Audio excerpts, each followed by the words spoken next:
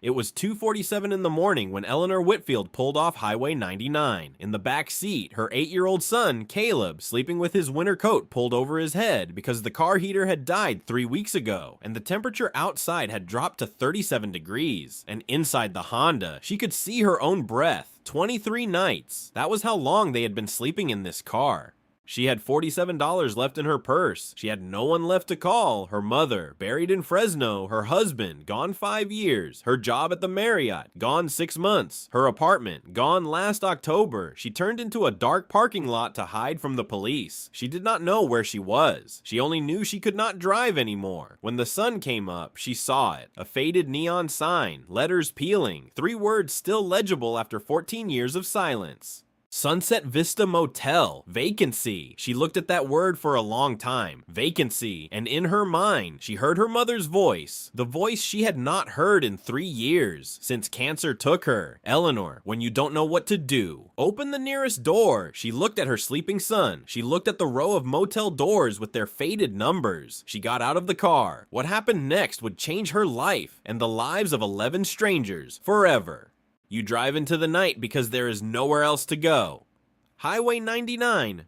October, 2:47 in the morning. The dashboard clock keeps blinking the time at you like an accusation, like it knows, like it has been counting every minute of every night for 23 nights straight. 23 nights. That is how long you have been sleeping in this car. Your name is Eleanor May Whitfield. You are 38 years old. You used to be someone. You used to have keys to a 2-bedroom apartment in Fresno. You used to have a job. You used to have a husband, even though Devin left when Caleb was 3, even though the leaving was a relief that felt like sin. You used to have a mother named Ruth who called you every Sunday and prayed for you whether you asked or not. Now Ruth is buried. Now Devin is gone. Now the apartment is gone. Now the job is gone. Now there is only the car, the cold, the $47 folded in your wallet, and Caleb. Caleb is 8 years old. He sleeps in the back seat with his winter coat pulled over his head because the heater stopped working 3 weeks ago, and you cannot afford to fix it. You cannot afford to fix anything anymore. You glance in the rearview mirror. Your son's breath fogs the window above his face. Small, steady, trusting. He still trusts you. That is the worst part. Because you do not know how much longer you can earn that trust. Because every mile of this highway feels like a mile closer to the end of something. Because the gas tank is at a quarter and the temperature outside is 37 degrees. You grip the wheel, you whisper something, not a prayer. You stopped praying when mama died, but something close. Something like a prayer's distant cousin, just a place to park, just one place where nobody knocks on the window. That is all you are asking for now. The exit comes up out of nowhere. You almost miss it. There are no signs that mean anything. Just a stretch of cracked asphalt peeling off the highway into a dark lot half swallowed by oleander bushes that have not been trimmed in over a decade. You take it. Why? You do not know why. Except that the lot is dark, except that the bushes block the view from the road, except that some animal part of you, some old housekeeper instinct, looks at this place and says here, park here. They will not find you here. So you park, you kill the engine. The silence that floods the car after the engine dies is so loud it sounds like a scream. You watch Caleb sleep. You do not sleep yourself. You never sleep first. You wait until you are certain he is dreaming before you let yourself close your eyes for 10 or 20 minutes at a time. You close your eyes, you sleep. The sun wakes you, pale, October sun, the kind that has no warmth in it, just light, just enough to turn the world from black to gray to something almost alive. You see it, a sign, across the lot, faded, half tilted, 3 letters missing, but the rest of the word still readable in chipped orange paint that used to glow when the world was a different place. Sunset Vista Motel, and below that, smaller, 2 words, vacancy. You stare. For a long time, you just stare.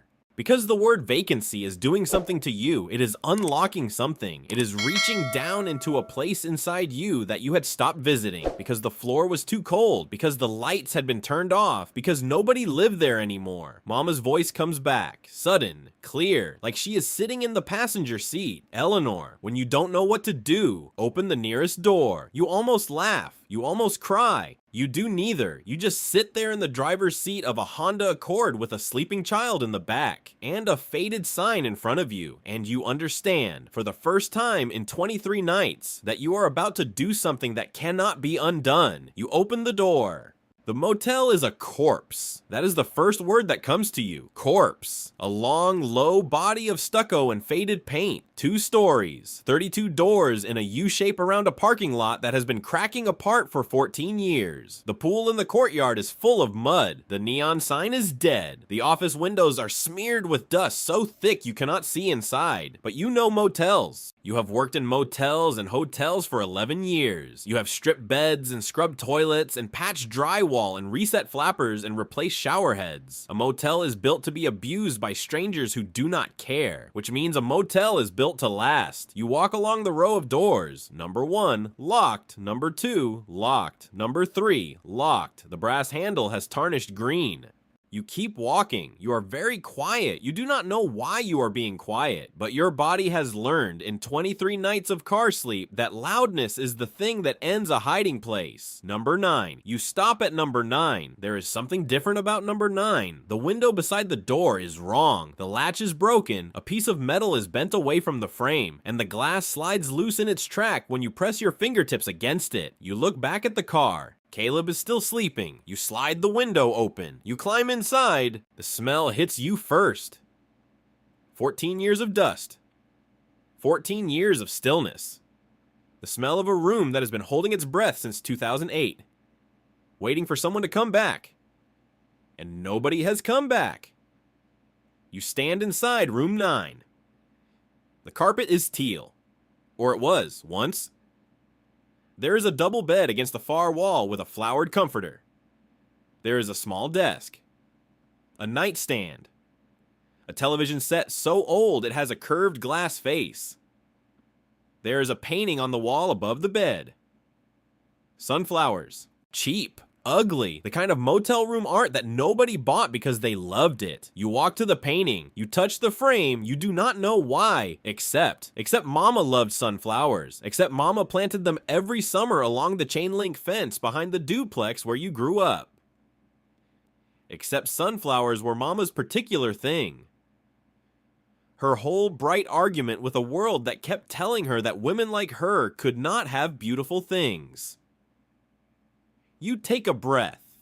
You walk into the bathroom. The bathroom is small, white tile, a tub, a sink, a toilet with a tank lid that has not been touched in 14 years. You turn the faucet. Nothing. Of course, nothing. The water main has been off since 2008. You knew that before you turned the faucet. You are a housekeeper. You know how buildings work. But the pipes are still here. The toilet is still here. The tub is still here. A motel does not rot the way a house rots. A motel is built to survive what people do to it. The drywall is heavier. The plumbing is overbuilt. The whole place is a fortress against the carelessness of strangers. And it has been sitting here, waiting for 14 years. You walk back into the bedroom. You sit on the edge of the bed. The mattress is stained but dry. You close your eyes, and for the first time in 23 nights, you stop shaking.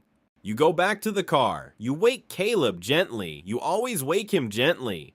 Sweetie, he stirs. Caleb, sweetie, wake up. His eyes open. He looks at you. Are we somewhere? He asks. Yes, you say. We're somewhere. He sits up, he looks out the window, he sees the faded teal doors, the dead sign, the broken pool. He looks back at you, and his 8-year-old face does the thing it has been doing for 3 weeks. The small, wary thing where he tries to read your face before he asks the question. Is it okay? He asks. You think about the question. You could say no. You could say, baby, this is breaking and entering. You could say, baby, your mother has lost her mind. You do not say any of that. You say, it's okay. For tonight, it's okay. He nods. He believes you. That is the part that breaks your heart and saves it in the same single second. You carry him. He is too big to be carried. He is 8 years old and heavy with sleep. You carry him anyway. You carry him to room 9. You lift him through the window. You lay him on the flowered comforter. You take off his shoes. You pull the blanket from the foot of the bed up over his small chest. He whispers, Mama, the bed is warm. You almost cannot speak. That's right, baby. You say, the bed is warm. You sit on the floor, you put your back against the wall, you look at your son sleeping in a stranger's bed in a building that does not belong to you. You look at the painting of sunflowers above his head. You whisper, Mama, what have I done? The room does not answer, but the room does not throw you out either. By noon the next day, you have made a decision. You walk to the front office, the door is locked, but the side window of the office is the same kind of cheap aluminum framed thing as the window of room 9. And after 14 years of nobody touching it, the latch slides loose with a screwdriver you find in the trunk of your car. You climb through. The front office is a museum of 2008. A countertop, a registration book still open to a page dated June 14th, 2008. A pegboard on the wall behind the counter with 32 hooks. And on those hooks, 32 brass keys, each one numbered. You stare at the keys. For a long time, you stare, because the keys mean something. Because if you take one key, you have stolen a key. If you take all 32, you have stolen a motel. You think about Caleb. You take the key for room 9. You also take the key for the utility closet behind the office. Because 11 years as a housekeeper has taught you something. Every motel has a utility closet, and every utility closet has a water main. The valve is exactly where you knew it would be. Brass. Round. Slightly green from corrosion. A handle the size of a small dinner plate. It has not been turned in 14 years. You put both hands on it. You pull. Nothing. You pull harder. Nothing. You go back to the car, you get the screwdriver, you wedge it into the slot of the valve handle, and you lever it sideways with everything you have, with all of your housekeeper arms and your "I am not putting my son in that car again" shoulders. And the valve groans, and the valve shifts, and the valve turns. A quarter turn, that is all it takes. A quarter turn of a brass valve in a utility closet behind an office. In a motel on a highway nobody stops on. And somewhere inside the walls, you hear it. A long, slow, hollow rush of water entering pipes that have been empty since George W. Bush was president. The sound moves through the building like a body waking up. Like lungs filling. Like a long asleep thing remembering that it used to know how to be alive. You stand in the utility closet and you cry. You did not know you were going to cry. You have not cried in months. You did not cry when Devin left. You did not cry when the apartment manager handed you the eviction notice. You did not cry the first night you slept in the car. But you cry now. Because the building is alive. Because the building is alive and your son is alive and you are alive. And somewhere in a place you cannot name, Mama is alive too. Watching you turn a valve, she would have known how to turn. You go back to room 9, you turn the bathroom faucet, the water comes out brown. You let it run. 2 minutes, 3. The brown turns to yellow. The yellow thins to clear. You put your hand under it. It is cold at first, then after a long moment it warms. The hot water heater, still working after 14 years. You fill the tub. You wake Caleb. Sweetie, his eyes open. I drew you a bath, a warm bath. He sits up. He looks at you. He looks at the open bathroom door. He sees the steam. In here, he says. In here.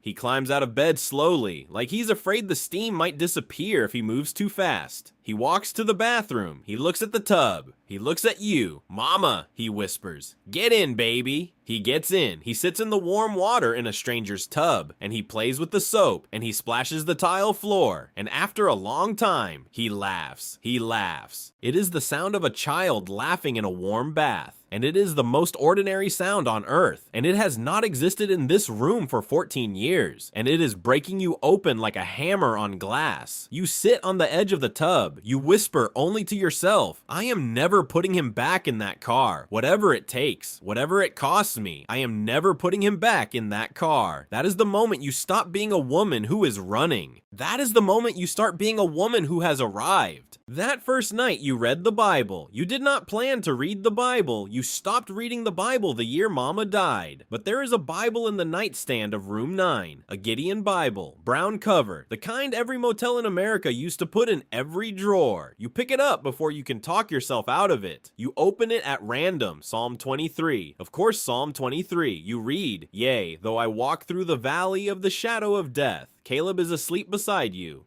I will fear no evil. The motel is silent, for thou art with me. You close the Bible, you put it back in the drawer, you do not pray. You are not ready to pray, but you read the words, and the words read you back, and something in your chest moves, just an inch, just the smallest possible inch, in the direction of a thing you used to know. You sleep. For the first time in 23 nights, you sleep.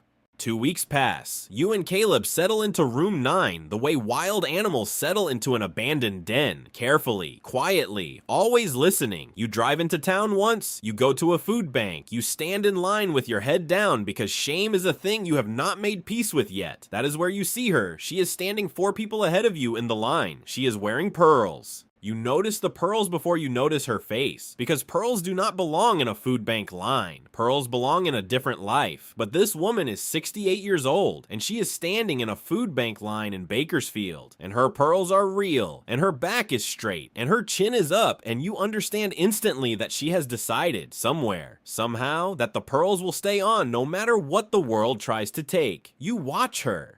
She turns. She catches your eye. She does not flinch. She gives you a small, regal nod, the kind of nod a queen might give another queen across a battlefield. You nod back. You both pretend not to be crying. Her name is Dorothy Ashford. You learn this a week later, when she comes back to the food bank on the same day, when you find yourself standing next to her in the same line, when she turns and says, in a voice like polished walnut, "You parked at the Sunset Vista last week." You freeze.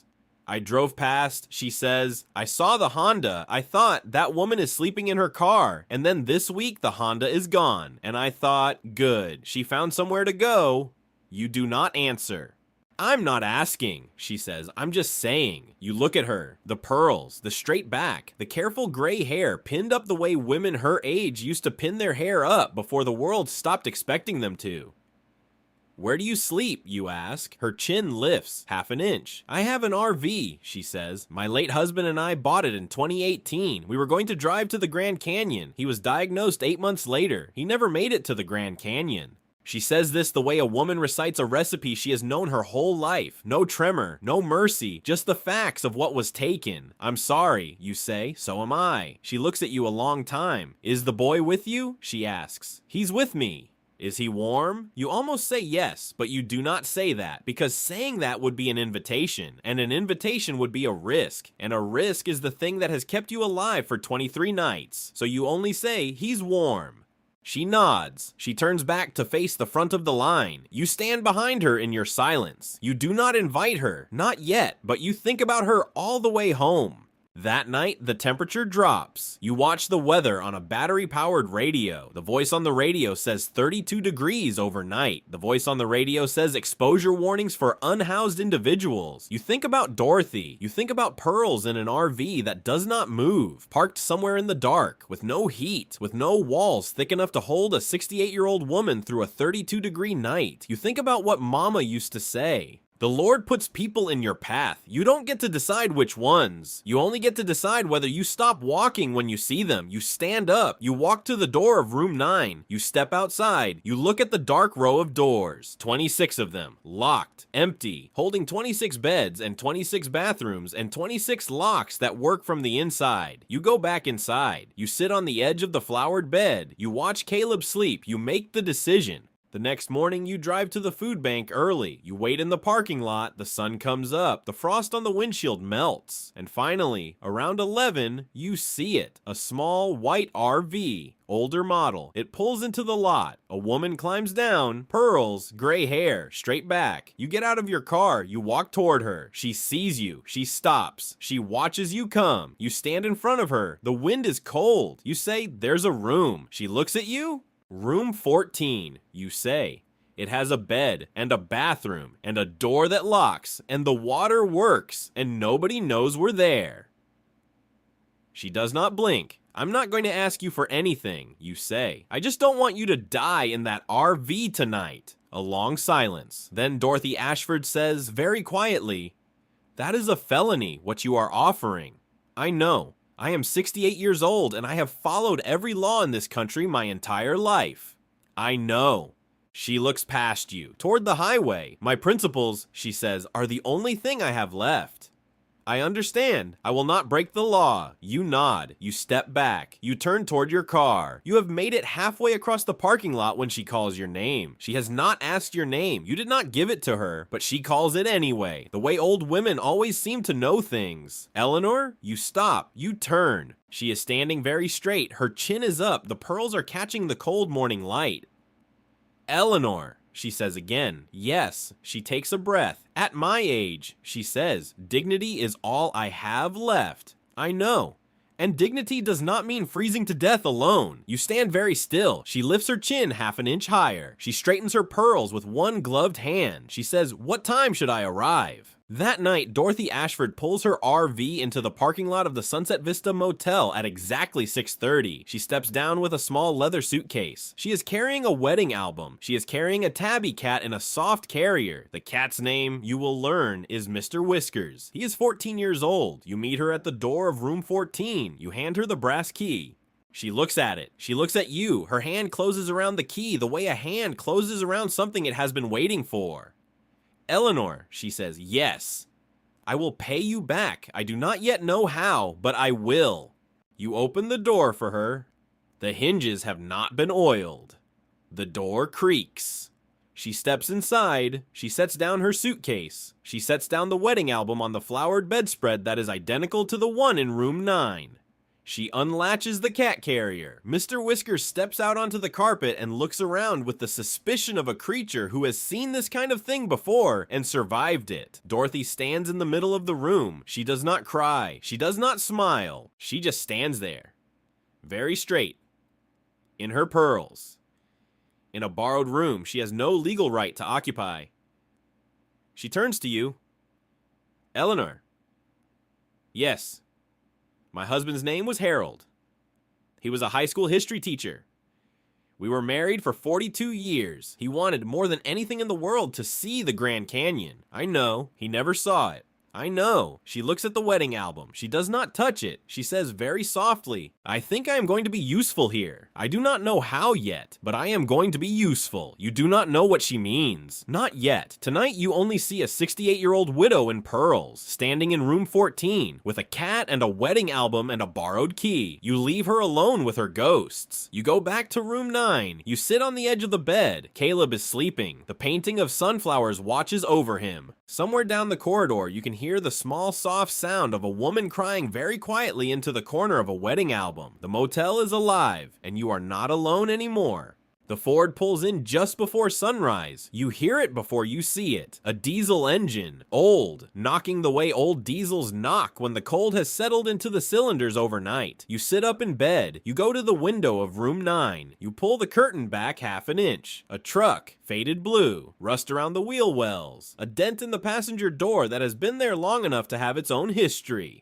A man steps down from the driver's side. 60-something, heavy boots, a canvas jacket, hands that even from here you can tell are a mechanic's hands, the knuckles enlarged, the skin rope rough. He does not approach the office. He does not approach any of the doors. He just stands in the parking lot, looking at the building, the way a man looks at something he used to know. Then a boy climbs down from the passenger side. 13, maybe 14, skinny, a hoodie pulled over his hair. He stands beside the truck and he does not say a word. He just stands there, watching the man, waiting for the man to tell him what to do next. The boy does not look at the motel. The boy does not look at anything. The boy looks at the gravel. You know that look.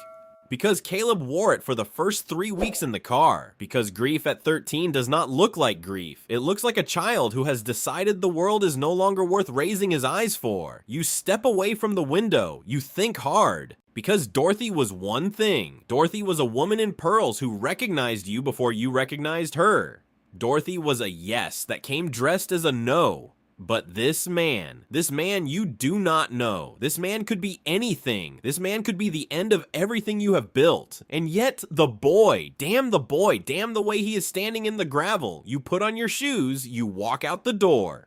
The man sees you coming. He does not move toward you. He does not move away. He waits. The boy stays beside the truck, eyes still on the gravel. You stop 10 feet from the man, close enough to talk, far enough to run. You can't be here, you say. I know. This is private property.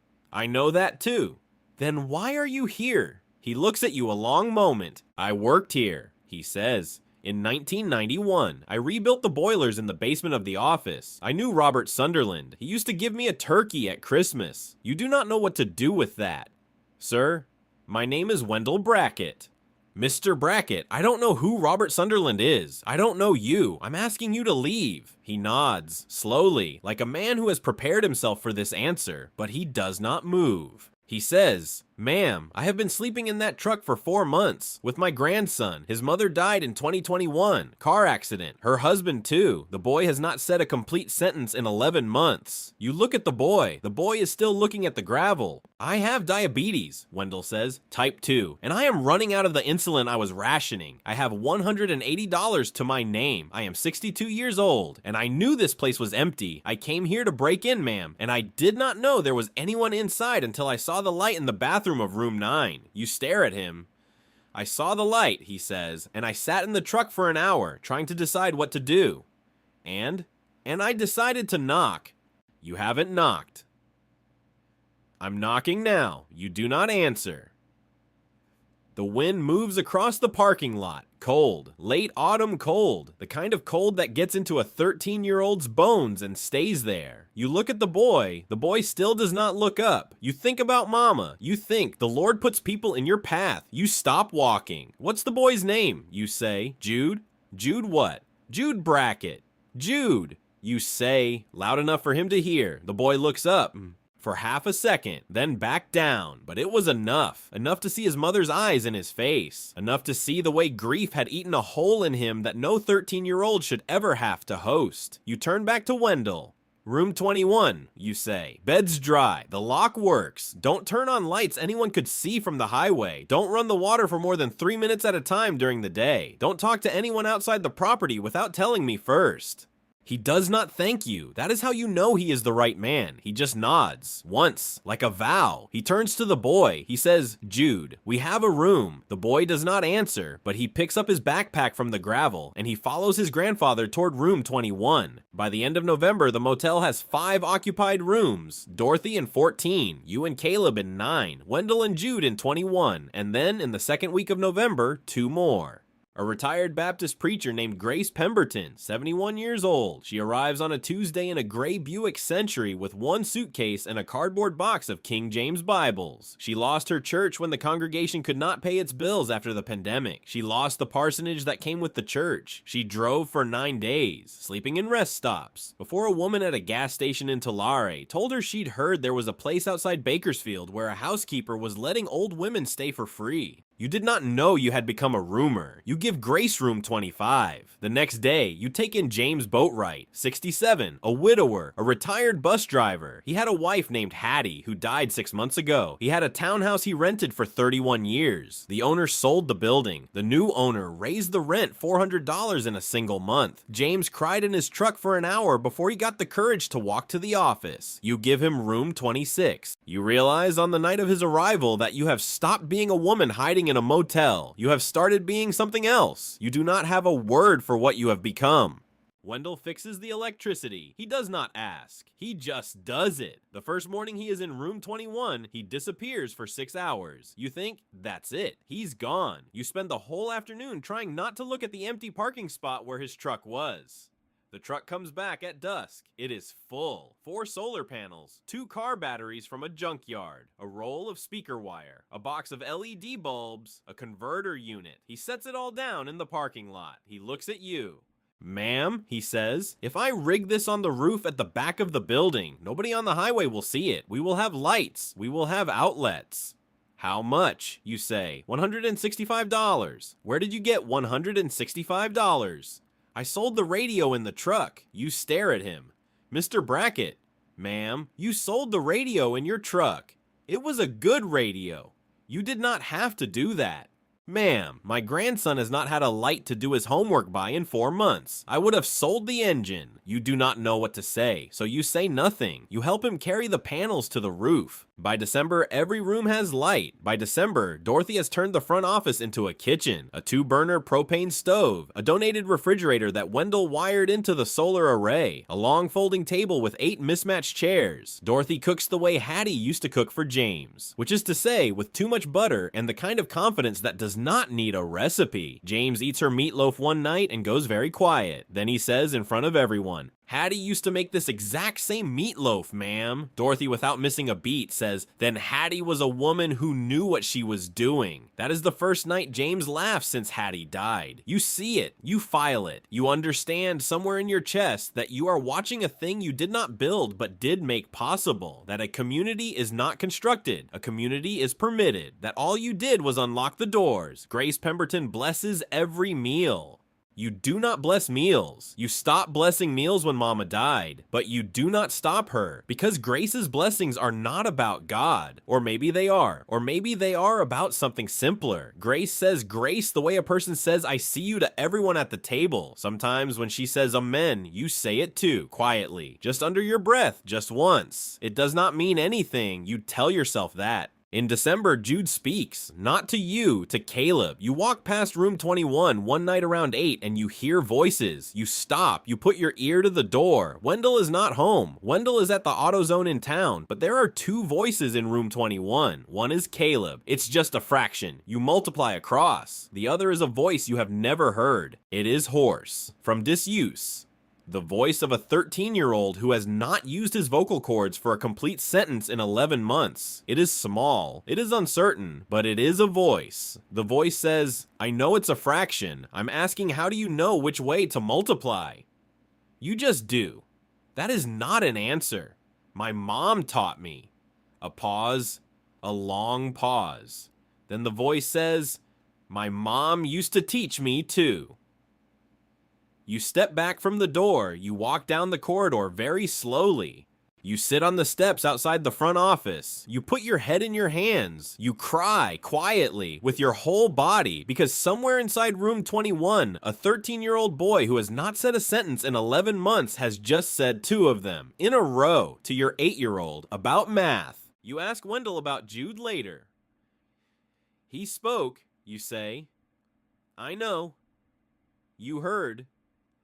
I came back from AutoZone an hour ago. I heard them through the door. I didn't go in. Why not? Because the door was the thing keeping it possible. You don't open a door at a moment like that. You look at him, Mr. Brackett. Wendell. Wendell. Yes? Thank you.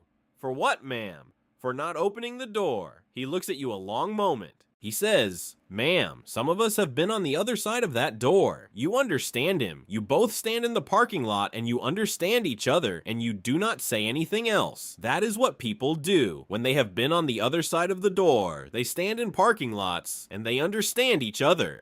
3 months later, Brennan Walsh arrives. He comes from a referral, not from Dorothy, not from Grace, from James. James meets him at a diner in town. James is the kind of man who still believes in his fellow man. Brennan is 44. He is missing 2 teeth on the left side of his smile. He talks fast. He talks about a wife who left him. He talks about a job he lost. He talks the way people talk when they have been rehearsing. You should have known. You did know. You let him in anyway. Because James asked. Because James has eaten Dorothy's meatloaf and helped Caleb with his shoelaces. James has earned the right to ask for a thing, so when James asks for room 28 for Brennan Walsh, you say yes. You give Brennan the key. You do not sleep well that night. You will not sleep well for 3 weeks.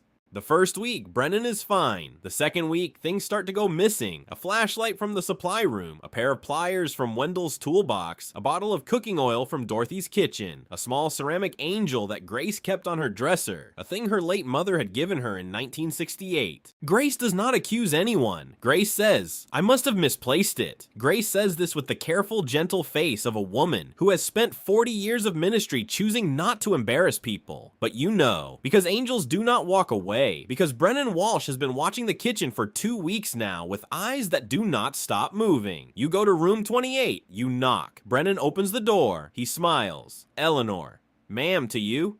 "Sorry, ma'am." "Are you alone?" "Yeah, why?" "I'd like to come in." "Why?" Because I'd like to come in. He does not move out of the doorway. You do not move either. You stand there a long moment, the two of you, and you understand, the way a housekeeper understands, the way a mother understands, and he understands that you understand. He smiles wider. Eleanor, I don't know what you think this is. Ma'am, I don't know what you think this is, but I am not your problem. I think you are. I think you should go back to your room. I think you have Grace's angel. I don't know what you're talking about. And the flashlight. I don't. Mr. Walsh, what? I am asking you to leave the property by tomorrow morning. He laughs. You're asking me to leave. Yes, you, the squatter, are asking me, the other squatter, to leave. You do not answer. I think I'm going to call the cops, Eleanor, tonight. I think I'm going to call them, and I'm going to tell them about every single one of you. You feel the cold come up through the soles of your shoes. You feel the parking lot disappear under you. You feel for one whole second the weight of 9 other people whose lives are now in the hand of a man you should not have let in. And then you feel something else. You feel Mama. Mama did not raise a daughter who flinched at threats. You do not flinch. You say very quietly, Mr. Walsh, you will not call the police, because if you call the police, you go to jail too, because you stole from us, because we have witnesses, because Grace Pemberton, the 71-year-old preacher, will testify, because Dorothy Ashford, who worked for the Kern County Planning Commission for 28 years, knows every inspector in this county by their first name, because the worst you can do to us is throw us back to where we were. The worst we can do to you is 12 months in the Lurdo facility for petty theft. I'll wait. He does not laugh anymore. His eyes do something. The thing eyes do when a calculation that was supposed to be easy has come out wrong. He says, you are out of your mind. Yes, I want my money back. You did not give us money. My deposit. You did not give a deposit. He stares at you, then he closes the door in your face. You stand there, listening. You hear him pack. You hear him pack for 40 minutes. You hear him leave at 4 in the morning. You hear his car start. You hear him pull out of the parking lot. You hear the hum of his engine fade. Then you hear nothing. You stand in the parking lot in your bathrobe. You wait 20 more minutes. You go back to room 9. You do not sleep. He does not come back. He does not call the police. You will spend 3 weeks lying awake at night listening for sirens. The sirens never come. A month later, a woman from the food bank tells Dorothy in passing that Brennan Walsh has been admitted to a recovery program in Tulare. Apparently his addictions had caught up with him. You do not feel triumph. You feel something stranger. You feel pity. You sit at the kitchen counter in the front office alone late at night, and you understand that sometimes the most dangerous person in your life is the most drowning person in their own, that you can love someone and still lock them out. That dignity is not the same as kindness. That mercy can mean I will not press charges, but I will not let you back in. Grace was right when she said, the night after the meeting where you all voted Brennan out, Eleanor, community is not the absence of rules. Community is the presence of agreements. You write that down on a napkin. You put the napkin in the drawer with the Bible. In April, the inspector comes. You see the car at 8:43 on a Tuesday morning. A white Crown Vic, county plates. A man in a polo shirt with a logo on the chest. He pulls into the parking lot. He gets out. He has a clipboard. You go cold all over. You text every adult in the building. One word, quiet. You do not even have to explain. They have been waiting for this text for 7 months. It comes through their phones at the same moment, and at the same moment, in 5 rooms across the property. 11 people stop moving. Wendell turns off the diesel heater in his room. Dorothy cradles Mr. Whiskers against her chest so the cat will not yowl. Grace closes her eyes and her lips move in silent prayer. James puts his hand on the wall beside his bed and does not move. Jude puts his hand on Caleb's shoulder, and Caleb, who is doing math homework on the floor of room 9, looks up at you, and you put your finger to your lips, and Caleb nods. 8 years old, already an accomplice. You watch from behind the curtain. The inspector walks slowly. He checks the office door. He shakes the handle. He writes something on his clipboard. He walks the perimeter of the parking lot. He looks up at the dead neon sign. He writes something else. He walks toward the back of the building, toward the back wall, toward the place where Wendell drilled the vent holes for the diesel heaters. You stop breathing. You actually stop breathing. You watch this man, this stranger, this representative of the county that does not know you exist, walk along the back wall of your home, and you watch his eyes track up and down the stucco, and you see him pause, and you see him look at something, and you cannot see from your angle what he is looking at, but you know in your stomach that he is 6 feet from a vent hole, 5 feet, 4. His phone rings, his phone rings, his phone rings. You will hear that ring in your sleep for the rest of your life. Standard iPhone ringtone, the default one, the marimba sound that 10 million people have on their phones. But this one ring, this one ding da ding da ding da ding, will be the ring that saved 11 lives on a Tuesday morning in April. He answers. He turns away from the wall. He listens for a moment. He says, yeah, I can be there in 15. He walks back toward his car. He gets in. He drives away. You do not move. You do not move for 25 minutes. You sit on the floor of room 9 with your back against the wall, and you stare at the carpet, and you stare at the carpet, and you stare at the carpet, and your hands shake, and they will not stop shaking. And Caleb, who is 8, who has been an accomplice for an hour, climbs into your lap, and you hold him. Grace Pemberton finds you like that an hour later. Grace sits down on the floor next to you and does not say anything for a long time. Finally, Grace speaks. Eleanor. Yes, that was not a miracle. I know. That was a phone call. I know. But sometimes, child, sometimes a phone call is a miracle. The Lord uses what's in his hand. You start crying. You do not stop for a long time. Grace holds you. Grace, who is 71 years old, who has lost her church and her parsonage and most of her certainty, holds you the way you would hold Caleb. And you let her, because you have been the mother of this place for 7 months. And tonight, for the first time, somebody else gets to be the mother of you. That night, after dinner, Dorothy asks to speak with you privately. She comes to the door of room 9. She is wearing pearls. She has been wearing them since the day she arrived. And you have come to understand that the pearls are not vanity. The pearls are armor. Dorothy sits in the chair by the desk. She sits very straight. She looks at you a long moment. She says, Eleanor, I have not been entirely truthful about myself. You wait. She takes a breath. She says, I worked for the Kern County Planning Commission for 28 years. I was the senior administrative secretary. I retired in 2018. I know every inspector in this county. I know the building codes. I know the zoning ordinances. I know the procedures for tax defaulted property. You stare at her. Dorothy, I know. Why didn't you tell me? She looks down at her hands. For the first time since you have known her, the pearls do not seem like armor. They seem like a thing she is hiding behind. She says, because, Eleanor, when Harold died, I lost the house. I lost the RV in the sense that I lost the place to park it. I lost my friends, who were Harold's friends, really. And I told myself something that was not true. I told myself I had become a useless old woman. I told myself I had nothing left to offer, so I did not tell anyone. So I came here and I cooked meatloaf, and I held a cat, and I waited to die. You do not interrupt. She lifts her eyes. The inspector this morning. Yes. Eleanor, he was 6 feet from a vent hole. The next inspector might not get a phone call. We need to be ready. Ready how? I am going to teach all of you everything I know about Kern County code enforcement. I am going to teach you how to read a building inspection report. And then Eleanor, she pauses. And then I am going to find out who owns this motel, because somebody owns it, and the last name on the deed is the name we need to find. You look at her a long time. You say, Dorothy? Yes? Why didn't you tell me this in November? Because in November, I was a useless old widow.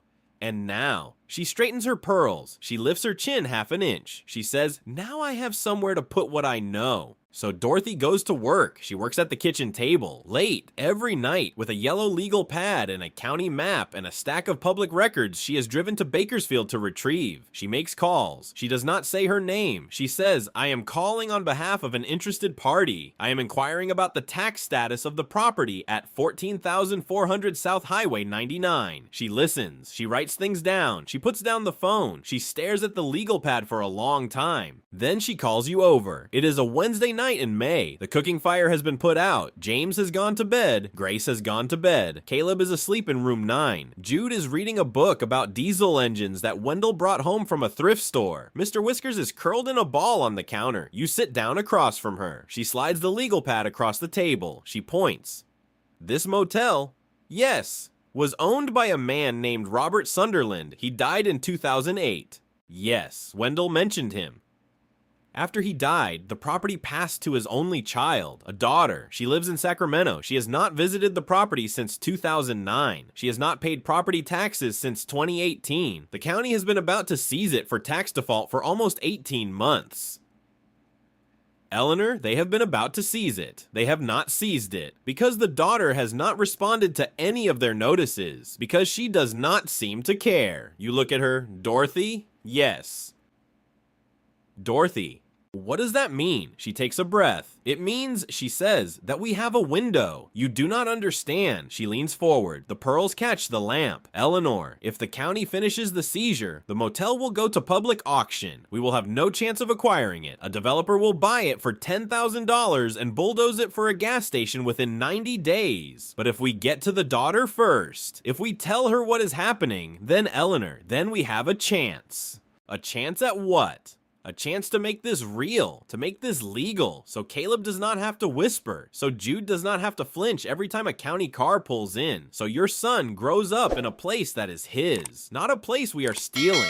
You stare at the legal pad. You stare at the name written across the top in Dorothy's careful secretarial cursive. Margaret Sunderland Crowley, 1142 Arden Oaks, Sacramento, California. A name, an address, 5 hours away, a door, the nearest door. You look at Dorothy. You say, when do we go? She does not smile. She just lifts her chin half an inch and straightens her pearls. She says, Monday morning. Eleanor, we leave Monday morning. That night, you cannot sleep. You sit on the edge of the bed in room 9. You watch Caleb breathe. You think, Monday morning, Eleanor. Monday morning, you walk up to a stranger's door in Sacramento. Monday morning, you ring a doorbell. Monday morning, you stand on a porch and you tell a woman you have never met that you have been living illegally in her dead father's motel for 7 months with 10 other people. You think she will call the police. You think she will call the police before you finish the sentence. You think you are going to lose Caleb. Foster care. The state of California. They are going to take him. They are going to take him and you are never going to get him back. You think you cannot go. You think you have to go. You think these two things at the same time. In the dark, in room 9, with Caleb breathing 6 feet away, until the sun comes up, you do not sleep. But just before dawn, you reach into the drawer of the nightstand and you take out the Gideon Bible. You open it. You read Psalm 23. Yea, though I walk through the valley of the shadow of death. You whisper, just to yourself, just to the dark, Mama, we are going to Sacramento. The room does not answer. But somewhere, 2 doors down, you can hear the small soft sound of a woman in pearls turning the pages of a wedding album. And somewhere down the corridor, a 13-year-old boy is whispering math in his sleep. And somewhere in Sacramento, a woman named Margaret Sunderland Crowley is asleep in a house she does not yet know is about to be entered by a stranger. Monday morning, Eleanor. Monday morning. Monday morning. 5 o'clock, dark. The kind of dark that has not been touched by light since the night before. You stand in the parking lot beside the Honda Accord. You are wearing the only blouse you own that does not have a stain on it. Cream colored. Borrowed from Dorothy. 2 sizes too big. You safety pinned the back so it would not hang off you like a flag of surrender. Dorothy comes out of room 14. She is wearing her pearls. She is wearing a navy suit that has not been worn in 7 years. She is wearing low pumps. She is carrying a black leather portfolio that holds 3 pages of notes she wrote on the legal pad. And 1 photograph of the Sunset Vista Motel, taken in 1974 on opening day. In the photograph, a man is standing by the front desk. He is smiling. He has the same nose as the woman whose porch you are about to ring. Eleanor? Yes. Are you ready? No? Good. You look at her. Dorothy. Yes? Why is no good? She straightens her pearls. She says, because the day a person is ready for something like this is the day she is no longer the right person to do it. We are going. Get in the car. You get in the car, you drive. 5 hours of road. Highway 99 north, Bakersfield to Tulare to Fresno to Modesto to Sacramento. The same highway you ran for in the opposite direction on a different October. The highway that delivered you then, that carried you, that brought you to the off-ramp where the oleander hid the Sunset Vista. You drive. Dorothy sits in the passenger seat. She is silent for the first hour. You are silent for the first hour. Then, somewhere outside Tulare, with the sun coming up over the cotton fields, Dorothy speaks. Eleanor, yes. Tell me about your mother. What? Your mother. Tell me about her. We have 4 hours. You glance at her. Why? Because we cannot sit here in silence for 4 hours, and because I have been wanting to ask, and because we are about to do something difficult, and I would like to know who is in the car with me. You drive. You do not answer for a long time. Then you do.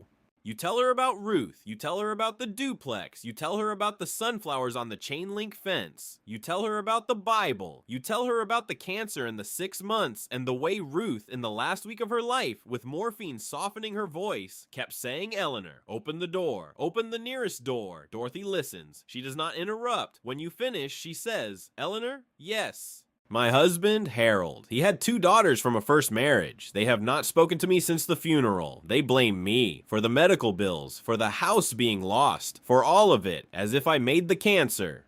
Dorothy. They are not wrong. Not entirely. I made some bad decisions. With his estate, I did not know what I was doing. You loved him. Loving someone is not the same as being good at the paperwork of their death. You drive. You do not answer.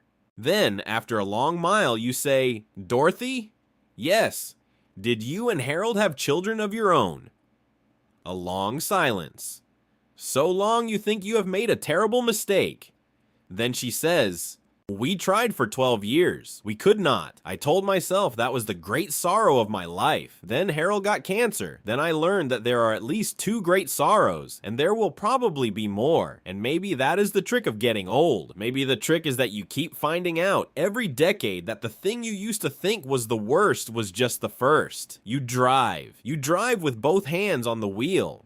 Somewhere outside Modesto, you tell her about Devin. You tell her you were relieved when he left. You tell her that secret that you have kept for 5 years from everyone, including yourself. Dorothy looks at you. Eleanor, yes, you did not deserve what came after. You don't know that. I do. How? Because no one deserves what came after. Not for any reason. There is no calculation in this universe that arrives at Caleb sleeping in the back of a Honda. None. Stop trying to make it add up. It does not. You do not answer. But somewhere in your chest, a wall you did not know you had built starts to crack along its base. You keep driving. You arrive in Sacramento at 10:13. Arden Oaks is a neighborhood that does not look like a neighborhood. It looks like a magazine. Wide streets, wider lawns, trees so old they were planted before California was California. Houses set back from the road behind iron gates. You park 3 doors down. You sit in the car. You do not move. Dorothy looks at the house, number 1142, white brick, black shutters, a driveway like a runway, a door painted the kind of red that is supposed to make you think of money. She says, Eleanor, I can't do it. You can. Dorothy, look at the house. Look at the house. She is going to call the police before I finish the first sentence. She might. You're not helping. I am not here to help you not be afraid. I am here to make sure you do it afraid. You stare at her, then you laugh. Once. A short, hard laugh. She smiles at you with her dignified 68-year-old 28 years of county government sit-down child. I have done harder things than this smile. You open the car door. You walk to the porch. You ring the bell twice. Because nobody answers the first time. Because in houses like this, the kitchen is so far from the front door that the bell sounds like it is being rung from another address. The door opens. A woman. Mid-50s, tall, sharp gray bob, reading glasses on a chain around her neck, a blouse that is the color of dust. She looks at you, then at Dorothy, then at the empty driveway behind you. She does not open the door fully. She holds it at an angle that means I have not yet decided about you. She says yes. You open your mouth, you close it, you open it again. You say, Mrs. Sunderland Crowley. Ms. Crowley, yes. My name is Eleanor Whitfield. Yes? You stop. Because you cannot do it. Because her eyes are sharp the way a paralegal's eyes are sharp. Dorothy steps up beside you. Dorothy says, Ms. Crowley, my name is Dorothy Ashford. I worked 28 years as the Senior Administrative Secretary for the Kern County Planning Commission. I retired in 2018. My husband died in 2021. We have come to speak with you about your father's motel. May we please come inside? Margaret Crowley looks at Dorothy. Margaret Crowley looks at the pearls. Margaret Crowley says, my father has been dead for over 15 years. I have nothing to do with that motel. Dorothy does not move. Dorothy says, I am aware. May we please come inside? A silence, a very long silence. Margaret Crowley steps back. She opens the door. The kitchen is enormous. White marble, pendant lights, a coffee maker that costs more than the Honda is worth. Margaret Crowley pours coffee into 3 cups without asking. She sets them on the island. She does not invite you to sit, so you do not sit. You stand. She says, 5 minutes, talk. You look at Dorothy. Dorothy looks at you. Dorothy nods. This is yours. You take a breath. You take the deepest breath of your entire adult life. And then you say it. You say, Ms. Crowley, I am living in your father's motel. Her face does not change. You say, I have been living there for almost a year with my 8-year-old son. I broke in through the window of room 9 in October of 2022. I turned the water back on with a screwdriver. I have not paid you for any of it. There are now 10 other people living in the rooms with me. I did not ask any of them to come. They came because they had no other place to go. There is a 13-year-old boy who is learning to speak again because of that motel. There is a 67-year-old widower who eats meatloaf at our kitchen counter because his wife died and he had nowhere else to be looked at. There is a 71-year-old preacher who lost her church. There is... You stop because you are crying. You did not mean to cry. Margaret Crowley is looking at you the way a person looks at a windshield they have hit a deer with. You wipe your face. You say, Ms. Crowley, I am not asking you to forgive me. I am asking you to not let the county take the building. I am asking you, woman to woman, not to let what your father built go to a man who wants to bulldoze it for a gas station. I am asking... Margaret Crowley raises one hand. You stop. She says, sit down. You sit. Dorothy sits. Margaret Crowley does not sit. Margaret Crowley walks to a window that looks out over a lawn that is greener than any lawn has any business being. She stands there a long time. Her shoulders are doing something. You cannot tell what. Then she puts one hand on the windowsill and she leans her forehead against the glass for a moment. And then she straightens up and she turns around. Her eyes are wet. She says, Mrs. Whitfield. Eleanor. Eleanor, my father was not a good father. He was a good motel owner, by all accounts. He was famously kind to immigrant families who could not pay. He was famously generous with truckers who broke down on the highway. He was famously publicly the kind of man strangers wrote letters about after he died. But he was not at home very much, and when he was at home, he was tired. And his tired was the kind that filled a room. So I left at 22. I came up here. I built a life that was not his. I ran from his motel. I ran from his memory. When the property tax notices started coming, I threw them in a drawer. When the certified letters came, I threw them in the same drawer. I told myself I was punishing him by letting his motel rot. I told myself it was justice. She pauses. She says, and then a woman appears at my door and tells me she has been raising her son in my dead father's motel for a year, and that there are 11 people living in it, and that a 13-year-old boy is learning to speak in it. She looks at you. Eleanor? Yes. I have been sitting in this kitchen, in this house, in this neighborhood for 15 years, hating my dead father, refusing to see what he built, and he was, the whole time, doing the only thing he ever knew how to do, from beyond the grave. He was giving strangers a room for the night. Her voice cracks on strangers. She does not try to repair it. She says, he would have hated me for what I almost let happen to that motel. He would have hated me. She pulls a chair out from the island. She sits. She puts her face in her hands for 1 second. Then she takes her face out of her hands. And she looks at Dorothy and she says in a steady voice, Mrs. Ashford, yes, you worked county planning. 28 years. Then you know the procedure. Tell me the procedure. We have 90 days, you said, until the seizure? Less now. 62. 62. Yes, ma'am. Margaret Crowley nods. Once. Twice. The way a lawyer nods when she is calculating. She says, get out a pen. You drive home that night, 5 hours back, dark, the same highway in reverse, Dorothy in the passenger seat with the leather portfolio in her lap, and inside the leather portfolio, 6 pages of handwritten notes on Margaret Crowley's legal pad, and inside those 6 pages, the rough shape of a foundation, a trust. The Sunderland Family Trust. Margaret will fund it. Margaret will pay the back property taxes, $47,000 and change. She will sign a deed transferring the motel into the trust. The trust will be administered by a board. The board will have 3 members, Margaret, Dorothy, and you. The motel will, within 60 days, become a legal transitional housing site under California's tax defaulted property recovery program. The motel will be legal. You drive. You do not say anything for a long time. Outside Stockton, with the lights of the refinery throwing a long orange smear across the sky, you start to cry.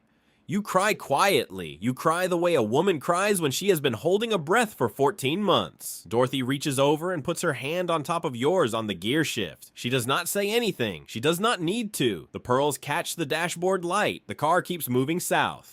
The next year is the loudest quiet of your life. Loud because there is so much to do. Quiet because most of what you do is paperwork. Loud because Dorothy makes you read every page of every form she fills out, twice, until you understand it. Quiet because you are no longer hiding. Dorothy leads. Dorothy was made for this. You did not know what Dorothy was made for. In November of last year, when she walked into the food bank in Pearls, you know now. Dorothy was made for the slow, methodical, document-by-document construction of a small, lawful place inside a large, indifferent system. Grace Pemberton speaks at one of those meetings. You did not ask her to. You were not going to bring her. You were afraid the commissioners would look at a 71-year-old Black Baptist preacher in a borrowed dress and decide that the motel was a charity case rather than a project. Grace heard you say that to Dorothy in the kitchen late at night. The next morning, Grace came to your door in room 9, and she stood there with her hands folded in front of her, and she said, "Eleanor, Grace, you will bring me to the meeting." Grace, child. Yes. I have been afraid of the inside of city buildings my whole life. I have been afraid of paperwork my whole life. And the Lord has not yet, in 71 years, asked me to be afraid of those things.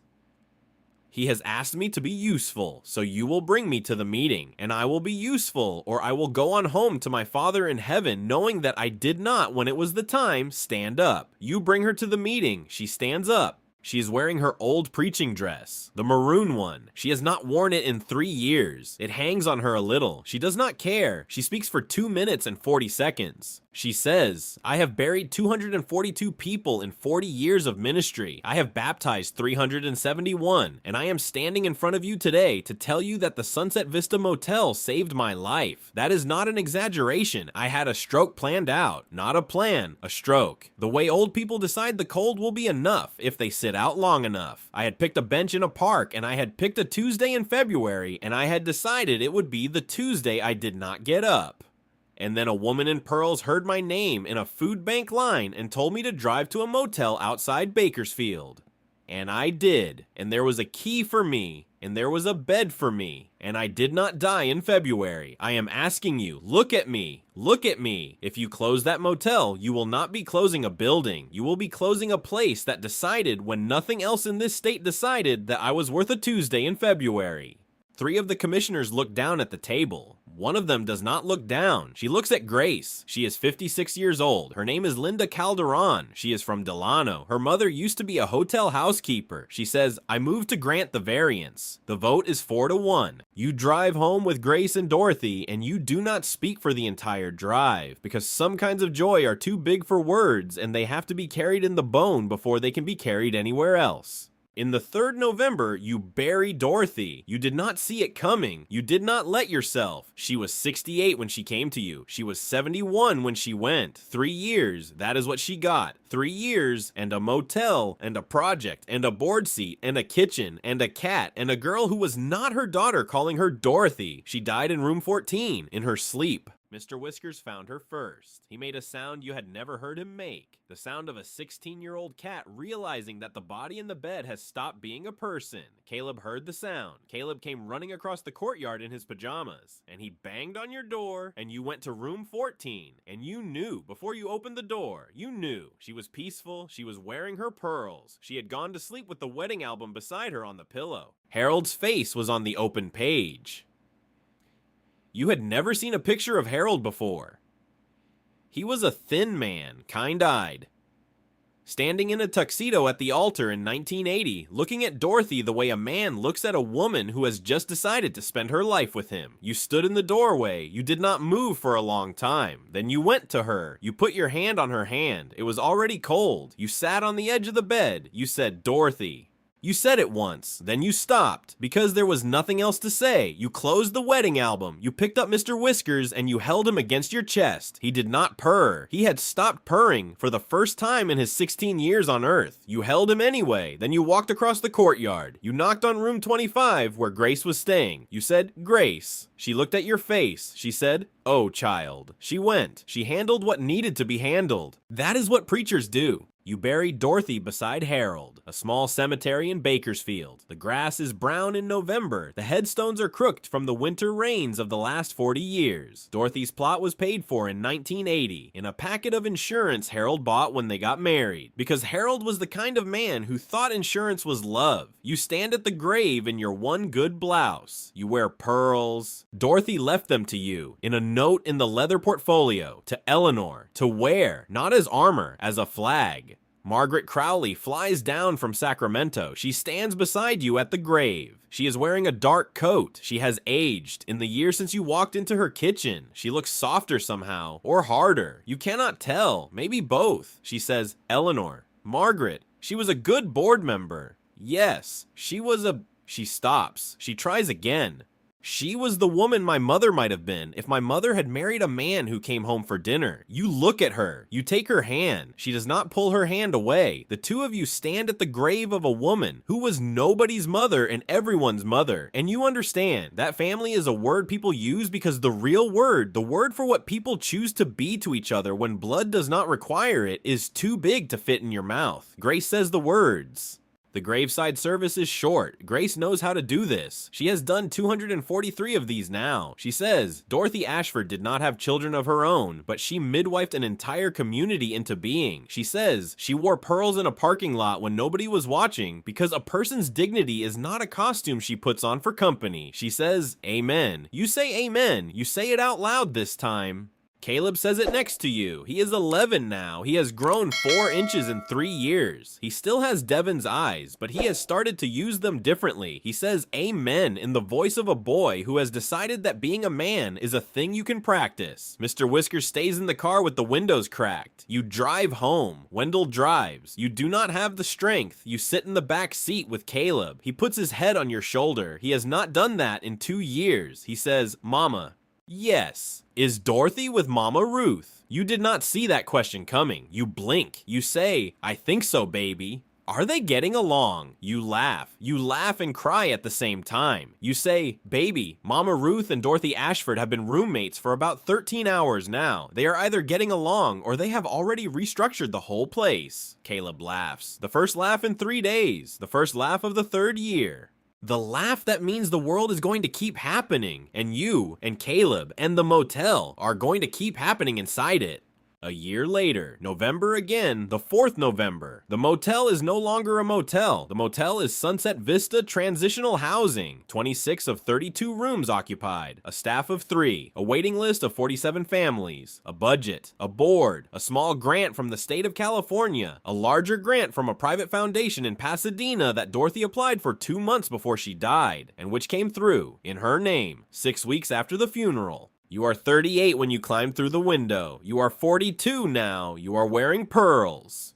You are standing on the top step of the front office, looking out over a parking lot full of strangers, reporters, a state senator, 2 county supervisors, Margaret Crowley, Linda Calderon, who voted yes, James Boatwright, who is now 71 and runs the kitchen, Wendell, who is 66 and still fixes everything, Jude, who is 17 and going to community college in the spring to study diesel mechanics, Grace, who is 75 and cannot stand for long, but who is sitting in the first row of folding chairs with her hands folded in her lap. You are about to give a speech. You did not write a speech. You tried. 3 times. You crumpled 3 pages of legal pad. Dorothy's legal pad. You found the last of her legal pads in a drawer in room 14 last week. So you did not bring a page. You stand on the step. You look out at the parking lot. You see the sunflowers Caleb planted last spring, taller than him now, leaning in the November wind. You see on the wall above the front desk a framed photograph. Robert Sunderland, 1974. Opening day. Margaret put it there. You see the empty chair. The empty chair is in the front row, beside Grace. Nobody is in it. There is on the seat a single string of pearls. You see Caleb, 12 years old, sitting next to Jude, holding Mr. Whiskers in his lap. Mr. Whiskers is 20 now and almost certainly going to die this winter, and Caleb knows that. And Caleb is holding him very gently, the way you hold a thing you love that is leaving. You take a breath, you speak. You say, 3 years ago, almost to the day, I climbed through the window of room 9. I was 38 years old. I had $47. I had a son in the back seat of a Honda whose heater was broken. I was a housekeeper. I was a widow without the funeral. I was a mother who did not know if she was still going to be one in the morning. The parking lot is quiet. The wind moves through the sunflowers. You say, I am not a hero. There are not heroes here. There is a brass valve in a utility closet that had not been turned in 14 years. There is a sign that still said vacancy in chipped orange paint when nobody else could read it. There is a building that did not care that I could not pay. There is a woman in pearls who was about to die in an RV until I told her to drive to a motel. There is a man who sold the radio in his truck so a stranger's child could do homework by an LED bulb. There is a preacher who wore her preaching dress to a planning commission meeting and stood up when standing up was the hardest thing in the world. There is a daughter in Sacramento who decided that her dead father had been doing one thing right after all. There is, in this parking lot, a community that the United States of America did not know how to build, and so we built it without the United States of America. You stop, you feel Mama, you feel Dorothy, you feel them like two hands at the small of your back, holding you upright. You say, there are 770,000 people sleeping outside in this country tonight. There are over 6 million abandoned properties. There are 45 empty homes for every person without one. The numbers are not complicated. The numbers have never been complicated. The complicated part is whether we have decided, as a people, as a country, as a kitchen full of women in our second halves of life, whether we have decided that every person is a person, and every door is a door, and every room with a working lock is somewhere a child could be sleeping warm, instead of in the back of a Honda Accord on Highway 99, with his coat over his head. You stop. You look at Caleb. He is looking at you. He is 12. He has Devin's eyes. He has Ruth's chin. You notice for the first time, the way Dorothy used to lift hers. Half an inch, no more. The smallest dignity, the quietest defiance. You say, my mother used to tell me, Eleanor, when you don't know what to do, open the nearest door. I do not know if she meant room 9. I think she just meant any door. I think she meant do not stand still in the hallway. There are doors. They have always been there. They are everywhere. They are in your town. They are in mine. Behind some of them are rooms with beds and bathrooms and locks that work from the inside. And behind some of them, right now, are people who are deciding whether to be the person who opens one or the person who walks past. You look out over the parking lot. You look at Linda Calderon. She is crying. You look at the state senator. He is also crying. You did not expect that. You say, I did not know when I climbed through that window that I was opening a door. I was just trying to keep my child warm. But that is, I have come to think, what a door always is. We all think we are just trying to keep someone warm. And then it turns out that what we did was open a door. Welcome to Sunset Vista. Room 9 is open. It has always been open. The door has a number on it, and the number is 9. And the building does not care whether you can pay. And the building does not ask for your ID. And the building will be here, on this highway, in this state, in this country, until somebody figures out a better way for human beings to take care of each other than what we have come up with so far. Thank you. You step down from the step, you walk through the parking lot, you sit in the empty chair beside Grace. You pick up the string of pearls, you hold them in your lap. Caleb walks over. He sits in your lap, even though he is 12 and too big, even though Mr. Whiskers is in his arms. Caleb sits on you anyway. He says, Mama.